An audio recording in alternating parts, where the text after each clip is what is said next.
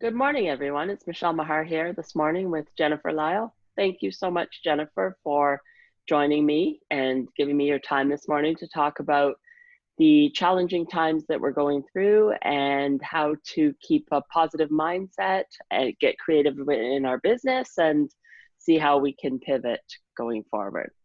Oh, Thank thank you, you. Jennifer. If you want to just let us know about a bit about you. Sure. Oh, thank you so much for this opportunity. I'm an intuitive business mentor, so I blend intuition with business strategy, and I help ambitious entrepreneurs with tapping into what they're truly here to do, what their purpose is, filtering through all that overwhelm, all the different ideas for perhaps how to pivot during these times, overwhelmed with the emotions of what's coming up and how we can go down that road of fear, with how to manage their energy and create a plan so that they can come out of it and step into a new identity for who they truly want to be and how they really want to serve the world, and making sure that they're doing so in a way that's in alignment with their values, how they want to live their life, and their purpose. Right. Yeah. So important and such a great time for that right now because we don't know what the future is going to be like when we come out of this situation. And this is as we were talking, this is really the chance to be present and just sit and figure out, like you say, start with your values. If you haven't already figured out what your values are and you don't know what they are, just, this is the time that you can sit and actually figure out what those are and go forward from there. And I think that that's something that we haven't given ourselves the time to do. And No.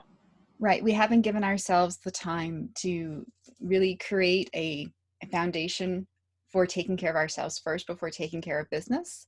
And we haven't given ourselves the time to really think about how do we want to live. That's been so busy and go, go, go. We think about the commitments and our marketing plan and all the things of where we want to go and all the doing. And this time is a gift for us to consider who we're being. And I find that for myself and my clients and my colleagues, we're all being confronted with all of the stuff that we haven't dealt with. Right? There's all these things of, we think we need to hammer it out there more, but it's just like, oh, let's just kind of sit back and relax. What would actually happen if we focused on being happy?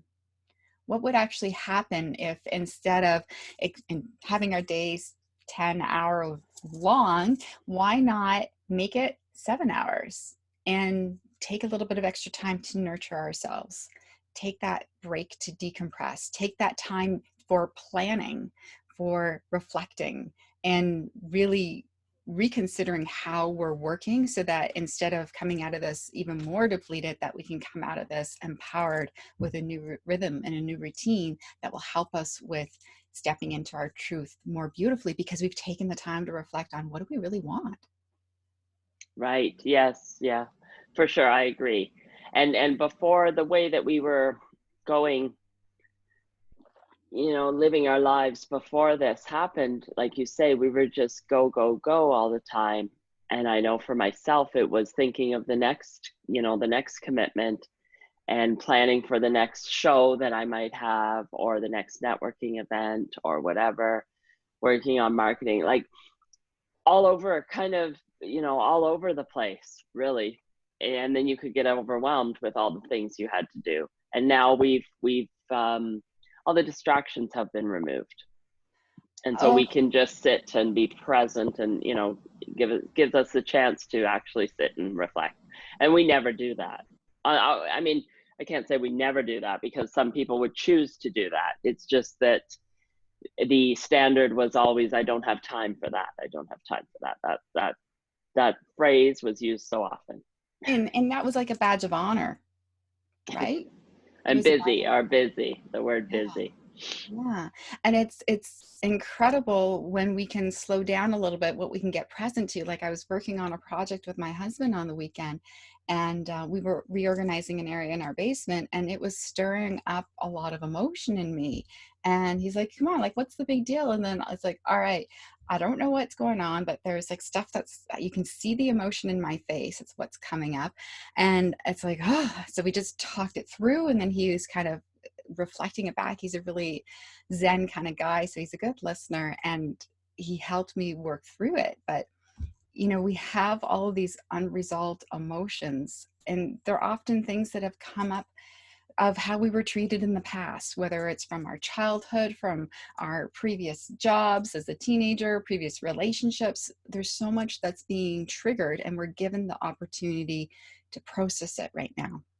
And unless we take that pause and recognize, not only, maybe time in the evening or time in the morning, throughout the day, we can get triggered and we can plow through it, or we can take that extra little break, like go for that walk if it's a nice day outside, or if it's not even nice outside, still gazing out the window, connecting in with nature, taking a few breaths. I'm a big advocate for taking responsibility for how we're showing up and checking our inner battery to see how we're really feeling in the moment. And if we're fully depleted, then why on earth would you plow through to try to finish that project? Sure, it might be wonderful to finish it, but why not give yourselves 10 minutes to feel better, and then it'll only take you half an hour to finish it. But if you're like running on empty and it's just like, oh, why is this not working? And you're trying to get through it and it just is not resonating. And then you see the end product and it's like, you're putting so much of your depleted energy in it rather than your happy energy into it, right? Because whatever we're creating, Right. we're infusing. And especially you, with as being an artist, do you find that it's that there's times where you have to put it aside and you can't create because Yeah. you're not? Yeah. Yeah, I have. I've sat down before to create something, and I'll start, and everything I do is just not, I don't like it. It's just not coming to me. The ideas aren't coming. The designs aren't coming.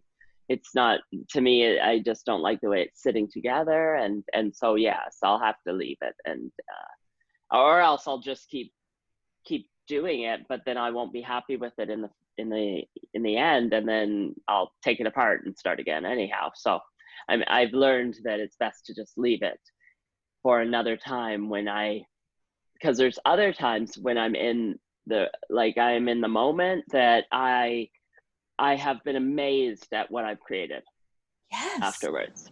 Yes. And that's the thing, when we can be in a place where we feel that joy before we do anything. And even if it takes us longer to get into that joy place before we create, it is going to be so worth it, because like we just go through it so quickly. It's more effortless. The connections, the synchronicities, the way it comes together, it's just like, oh yes, that's it. Rather than, oh, I got to do an Instagram post because it's kind of that time. It's been 2 days since I've done a post, or I've got to do something up. Let's just throw something up there. And it's like, why am I not getting any clients? It's because you're just throwing mud up on the wall. You're not showing up. You're not being there for your full self. And people feel it. Like, they might not consciously feel it, but they do sense it because they're not connecting with it, because you're not showing the true you. That is so right. And yesterday, it was on that dovetail call when we were in the breakout room. One of the people in there, she said how she listened to the opinions of others as to what she should be posting versus what she was posting. And when she did that, she didn't get any reception from it whatsoever. No, there was no engagement, because they could tell that it wasn't authentic. It wasn't coming from, it wasn't her showing her true authentic self. Mm. It was just, and then that is the issue. There's, when you start listening to what other people tell you, especially with social media, there's so many people that say, oh, you should do this this way, this way, this way. You need to just be true to yourself, as you're saying, because people can see it, people can read it, even through the computer, Absolutely. even without being in your presence.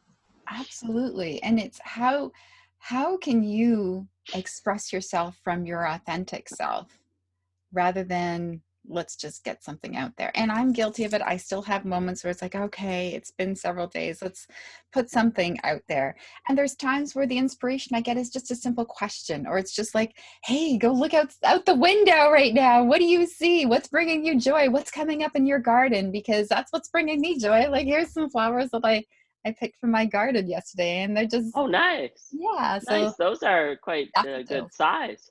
Yeah, so that's some sunshine on my desk, and that brings me so much joy. So if I can, drop little seeds of conversations and nudges to remind people to look for joy in their life, and then get them focused on that, I feel like I've done my job for the day. If people can be focusing on something that brings them joy and they're focused on it for like maybe 2 minutes even, wow, the amount of joy and higher vibration and more energy that's going to bring them for a few minutes, that's a good thing to have woven into your day. Right. And it's contagious, right? Yes. Joy is contagious. So, just like if you go into a room, as soon as you see somebody come into the room with joyful, happy energy, they can just light up the entire room. And even if, even for people that are feeling so, it'll lift them up as well. Yeah. Yeah, And totally. And that's what we need now, because I found that happening with fear, right? The same thing with fear. Everybody's posting all this negative stuff, and you can get just sucked into that whole rabbit hole. I that was somewhere I knew I didn't want to stay. yes. So, can I show you a little tip of what I'm using to help me, and what I know that a lot of my clients and colleagues have been finding is helping them too with getting clear on where they're feeling and how they're doing right now? Sure. Yeah. Sure. It's a little energy check-in. So if you have a pen and paper handy, and I'm going to do mine again right now too. And if not, it's okay. You can tell me if you prefer, and I have a pen and paper handy. So what we're going to do is we're going to check your inner battery. And this is about asking yourself how you're feeling physically, emotionally, mentally, and spiritually. And when you do this throughout your day, it's called creating a foundational habit. And it is about creating the habit of good energy. Once you start to recognize what your inner battery levels are like, and some of the different things that impact what your levels are, obviously your sleep is going to impact you, what you eat, what you're focusing on, your work, and whether or not you're getting time to actually nurture yourself through the day. Those are just some examples. You might recognize that, spending 10 hours on Zoom calls all day totally depletes your energy, or even just 3 hours. You might discover that, oh gosh, I did all morning on Zoom calls back to back, and I just feel totally wiped out. And I need a nap for the afternoon. I need to schedule my day differently, so I'm not doing that because it's just depleting my energy and eroding my productivity. Okay, so let's do this Right. check-in. Okay. So you want to close your eyes and take a deep breath and ask yourself, on a scale of 1 to 10, how do I feel physically right now? 1 is low, 10 is high. And the first number that comes to your mind. Okay. And then if there are a few words around why you're rating yourself that number.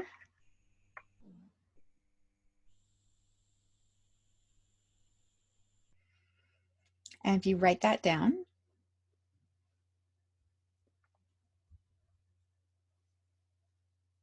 Okay. and then the next question is on a scale of 1 to 10, how do you feel emotionally? 1 being low, 10 being high.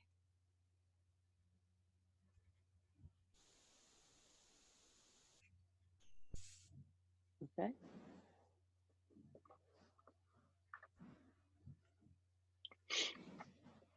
And then the next question is, on a scale of 1 to 10, how do you feel mentally? Are you really clear? Are you foggy? Are you able to get through your day?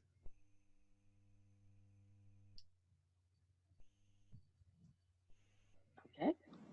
And then the last question is, on a scale of 1 to 10, how do you feel spiritually? So this is how connected you feel to your religion, the higher power you believe in, or your faith, or just faith that this is all going to work out okay. Or it could be your purpose. On a scale of 1 to 10, how do you feel spiritually right now? Okay. So were there any numbers in there that surprised you? No, not so much, because I kind of knew how I was feeling. Okay. So for me, I I got to actually already was thinking about that this morning, which is really funny. But just the first, the physical Mhm. side of things, I'm a bit tired. been, I think I've overdone it a bit. Oh, okay. That's really, Yesterday. yeah. Yeah, I had 3 interviews, plus then I went on that dovetail, plus I had another webinar, then I had an Instagram live last night. Yes. And I did a jewelry video too. So yeah. Wow. Wow. That Yeah. was a really intense day. I was feeling it by the end of the dovetail call too. And it was a great conversation, but it was just, yeah, I'm done. So Yeah. Yeah. So yeah. I didn't, and I had this Instagram live, which was already planned on somebody else's story. So we had already planned it, and I was thinking, oh no, why did I do this? Why did I plan this? So I'm when you talk about the Zoom calls too, I think I'm going to structure my day just a bit differently. I might, yeah, I might not leave it as open as I have Nice. in So that's terms of availability. Like yeah. I think I before had the tendency to overbook myself on a lot of things, and I I'm feeling a bit like I'm starting to do that again, and I don't want to do that. So That's great awareness. And now you know that's like, okay, I'm going to block out my schedules for time for breaks and just for doing for other, myself, just yeah, for yourself. be Yeah. me. Yeah. Do things that fill your bucket because then you might be able to go later into the evening like you need to for that event, for that live. But as long as you have that extra time during the day to kind of make sure that you have a full bucket still for that interview. Yeah. Right. Yes. Yeah. Yeah.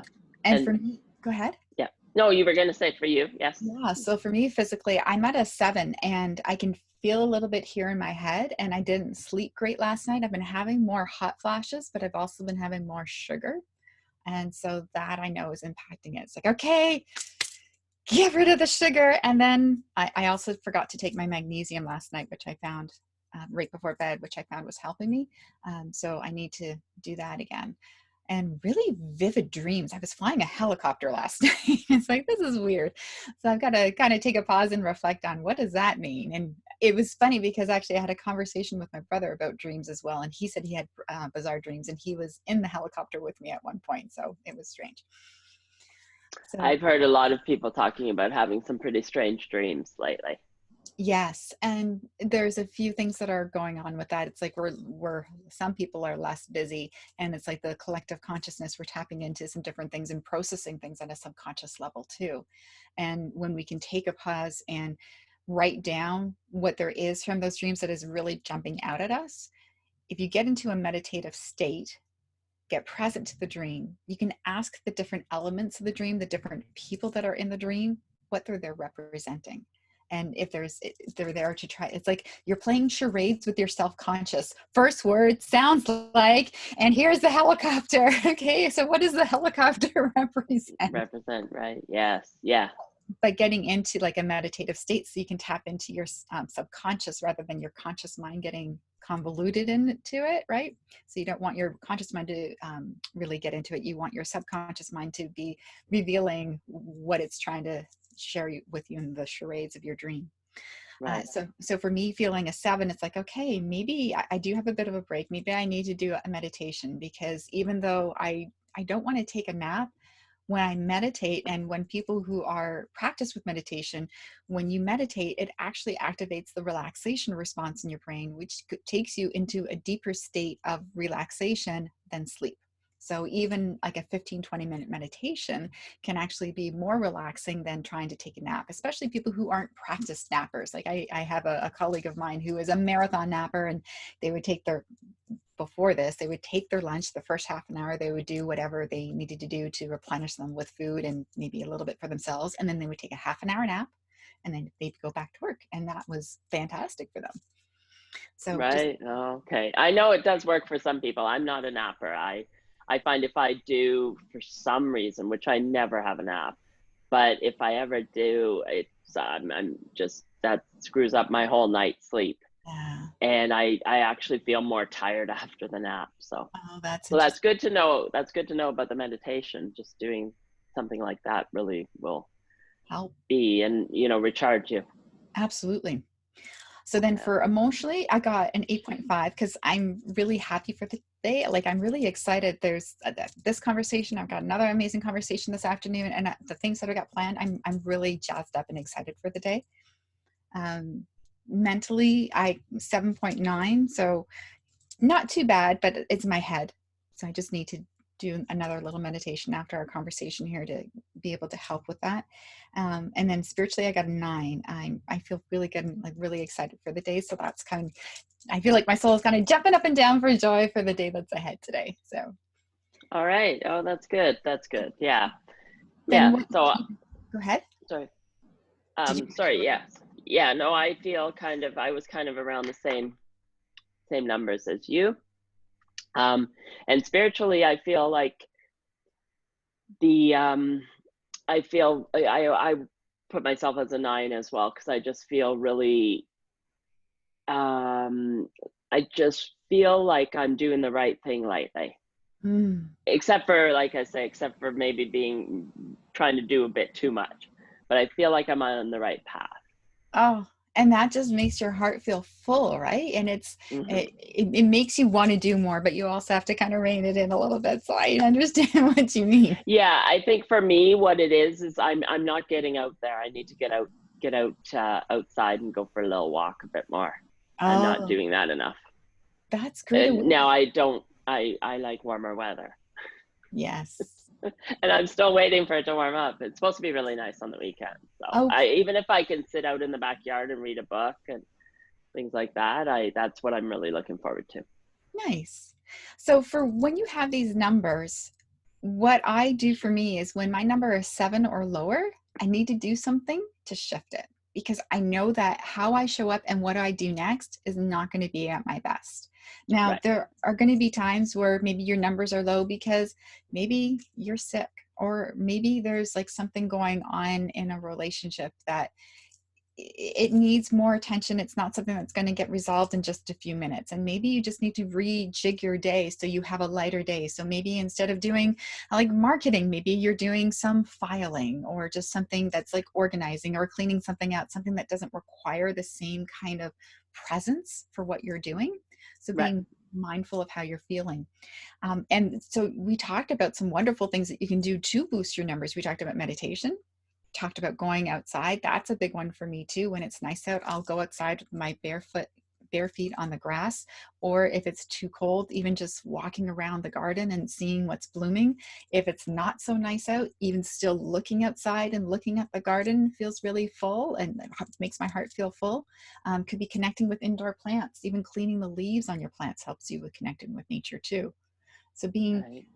and now creativity is your zone of genius, and I don't know if doing other creative things or boost you up. Like I'll pull out my coloring book. That's what I did last night because it's like I was so grateful my son helped with getting dinner started, and it was 3/4 done by the time the conference call wrapped up.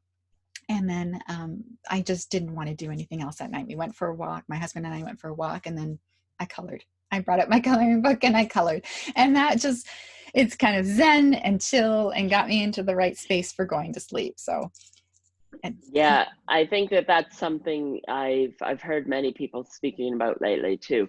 Doing something creative like that, like perhaps, coloring or drawing or something else you might like, maybe it's music as well. That will really help you to boost your creativity, therefore helping you with your business in terms of deciding where you want to go with the business, if you have a business, how you want to show up going forward. And if you don't have a business, then also just how do you want to be living your life going forward. yeah, creativity is huge for that because it primes the pump, getting the right side of the brain firing and helps you to get your logical mind out of the way a little bit. So that's why companies like Google will have like areas where people can play, right? Just getting out of the normal programming zone, and that's where they get a lot of their innovation from. So companies that allow time for creativity within their business for their employees then allows more innovation to come in. It's a really interesting strategy. I even keep Right. a little bowl of Lego on my desk to play when I just need a little bit of a break and need to kind of process things. And, it's just the breaking apart, putting it back together. What am I going to create? It's so simple, but it gets you out of wherever it was that was stressing you out or wherever you were feeling blocked and not able to come up with the solution. It's huge. The other thing that I would suggest around taking time for really tuning into what it is that you're going to do next is getting into that feel good state in a bigger way. So really making sure that your inner battery is at a high level. I find that, like, have you ever attended any of the Tony Robbins events? Yeah. Yes. Okay, Yes. so I've gone 3 times. Yeah. yeah, so for those of you who haven't attended, so what he does is, he'll take you through an example of a way to interact with people, for instance, and like make a request of somebody, and you kind of go through the experience. Like, okay, so maybe I remember when I did this the first time, when I saw him the first time, he talked. I was like, all right, I want my son to clean up his room. And it's like, okay, so, please, can you clean up your room? And the way I would always approach it. And then he would have us up and bouncing around and changing our Yeah. physiology and really getting things flowing. And then taking on the conversation again. It's totally different because we're looking at it from a more empowered and enlivened state of being. As you move your body, you're changing your physiology. What happens is, not only do we get the blood flowing, but our brain requires 20% of the oxygen, 20% of the blood, 20% of the nutrients, 20% of the water in our body, even though it's such a small part of us. And when it doesn't have all of those things, it's not performing at its optimal level. So moving your body, making sure you're hydrated, making sure that you're eating well has a huge impact on the way that you're able to think and process information. So getting to a feel Right. good state is key for when you're evaluating options, and also really tuned into yourself, like having your spiritual number be really high because you want that intuition guiding you. And when I take my clients through a process of getting into a state of feeling really good, and then we'll visualize where do they want to be a year from now. And then once you have that feeling of where you want to be, how you want to live your life, like we go through your values, we imagine what the perfect day looks like, and we imagine then where you want to be a year from now. Once you have that feeling inside of you, then you go through all of your ideas because you want to make that decision and those choices from where you want to be in the future, not from being, oh my gosh, I don't know what the heck I'm going to do right now. You're a very different person. So you want to make the choices from that empowered state of being. Right. Yes. Yeah. And this is the perfect time to be doing that. Yeah. Be figuring out everything you want. Yeah, you want to do. So, in terms of is there anything you're doing differently than you used to before? What about your business? Is something, you were probably doing stuff, a mixture of online and in person? hmm So I probably about 80% of my client work was already online because I've got a lot of clients around the world.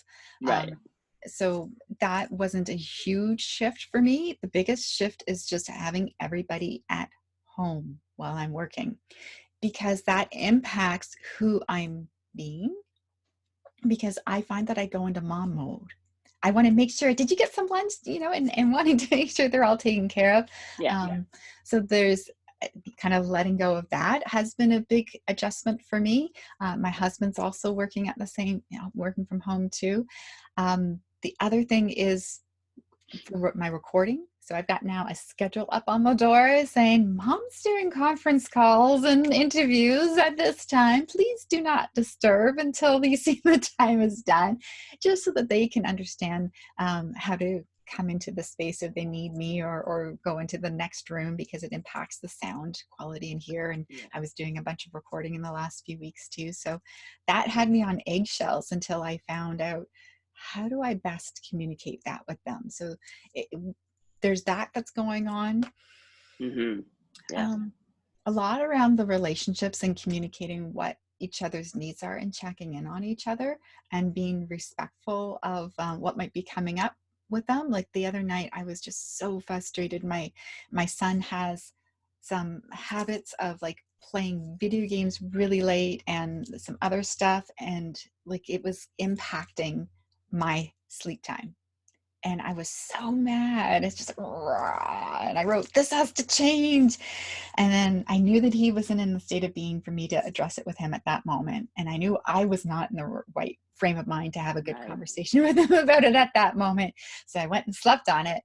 And then the next morning we had a really good conversation about what's going on within him, what's coming up for me, and how this could be a little different. And I was really pleased with the fact that I was able to be calm through the conversation and not just through it as I have been sometimes in the past. And I just needed that break. Yeah. No, that's great. That's great information for for everybody, because dealing with the kids at home and the kids frustrated as well Mhm. because they want to go to school, which is hard to believe, but they actually do want to go to school, and missing their friends is such a huge part of their life. So just the challenges of having everybody at home and everybody working from home, and people who used to, who, say never worked from home. Like I've got my husband working from home here as well, and he's never worked from home, and he's never wanted to work from home. He's Yeah. been one of those people that doesn't believe in working from home. So that's a huge change for him as well. Yeah. And I'm fortunate. I have my studios separated down here, so I Mhm. don't usually have too many distractions coming or interruptions here. But yeah, adapting to all this. But even recognizing what's going on for them too, and it's like, oh my, like your husband doesn't want to be working from home. My husband's like done with working from home. He doesn't want this. He just wants to get back to doing what he does, and having all the tools and resources to be able to do his job to the optimal level. And yeah, he just wants to get back. It's like, I don't want to do this anymore. Like that's what I'm sensing. And so Yes, I think that's happening for a lot of people now. Now that we've been, now that we're in the sixth week of it. Whereas for you and me, like we were already working from home, except what we're missing is the personal connections, the networking events and live events and hugs. Yeah, yeah. yeah. And so what comes up also that's fascinating is, are you familiar with the 5 love languages? I'm not that familiar with it. I kind of just on a surface know. And I just know a little bit about it, from how I see it showing up for myself as a tool that I've used to help me understand how I like to give and receive love. So let's just give a little bit of an overview. The 5 love languages, it was a book that was written by Dr. Gary Chapman, and it looked at how people like to give and receive love. And when you have an awareness around how you like to give and receive love, how you like to receive love, then when your partner knows how you like to receive love and you know how your partner likes to receive love, it helps with the dynamic of the relationship. So there are 5 different love languages. Let's see if I'll remember them all. There's quality time, gifts, words of appreciation, acts of service, and physical touch. So my husband's number one love language is quality time. So making sure that we spend time together. So for me, before all this was happening, when I'm out too many nights at different events, he notices it. And so I need to always be aware that, like, I'm usually pretty good, but there's some times where there's just like, oh, there's just these 3 things that I want to do. And it impacts him. And one thing that I'm getting really aware of, for me, my top one is words of affirmation. You're doing a good job. You're, and the just reinforcement that I look nice, or whatever, that's really Yeah, important for me. And right. recognizing that for a lot of entrepreneurs and with my clients, I'm feeling like I'm starting to bring this into my work more, because it impacts how confident they feel in their business. True. Right? I can Because see. I can see that. Yeah. yeah, because if we're used to, having somebody that would be a boss, that when you would have an annual review, your annual review is with yourself now. So where do you get those words of affirmation from? Especially if you don't have a partner that recognizes that that is something really important for you, and how Hmm. that can weigh on you because you're not receiving love. And then physical touch, like, oh my gosh, my kids have been really good about, like the teenage boys, and they've been really good about giving me hugs. But if I didn't get those hugs, I need to have lots of hugs. The physical touch is so important for me. And think about, like, is that something that's important for you too? Physical hugs? Yes, yes, yeah. No, it's definitely something that that I'm missing as well. While we have this technology on Zoom and other web conferencing, it's still not the same as The being person. with a person. Yeah. Yeah, So being aware of these different love languages, and you can, if you to Google 5 love languages quiz, you can take the quiz. There's a quiz for kids, for and for couples, and it's just so insightful to understand how you like to receive love, and how your partner likes to receive love, and how, and your kids too. I had my yeah, kids take it out, but it changes as they get older. Um, but it's so interesting to know then how they need to receive love, and how that will shift the dynamic of the relationship, and yeah. especially being all together, in this little incubator right now. Even more so. Right, totally. I agree as well. It's yeah, when we first started this whole staying at home, and businesses closed and things like that. I don't it's now we're in the 6th week, and I don't know that everybody thought it would keep going to this extent. And Hmm. I feel that people are getting a bit frustrated now. That's how I kind of feel when Yeah. I see some of the posts on social media. I Yes. can feel some frustration coming out, which is not something we want. We want to keep the community and the whole sense of community and serving each other and helping each other. We want to keep that going. I wonder if it's part of the grieving process. I'm not Yeah, educated in that, but I wonder, because I think that anger and frustration is part of the whole grieving process, and people, yeah, I'm tired of it this. is. Yeah. It is, right. And this is all, it really is a grieving that we're going through Yeah. with the loss of our old way of being and our old world, Yeah. because we know it's not going to be the same when we come out of this.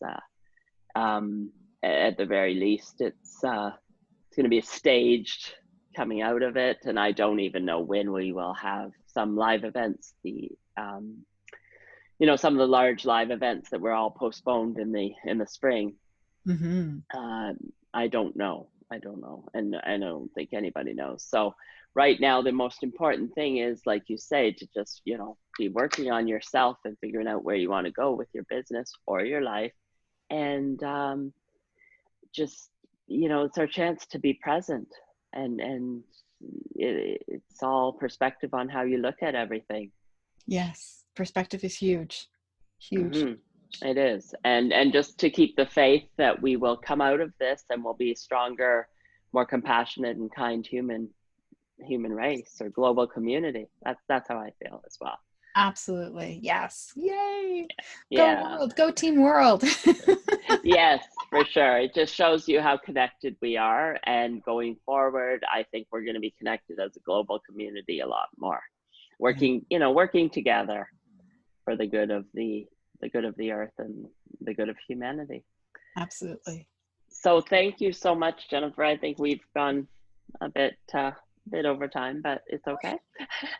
um, so thank you so much for your time. It was great to talk to you, and I look forward to when we can be at live events in person again. Hug. Yeah, yeah. Who knows when it's going to be, but it was great having a conversation with you here, and I'm really grateful for this technology we have. It's the next best thing to connecting with people. Thank you so much. Awesome. All right. Thank you. And thank you, everyone. And we will see you later.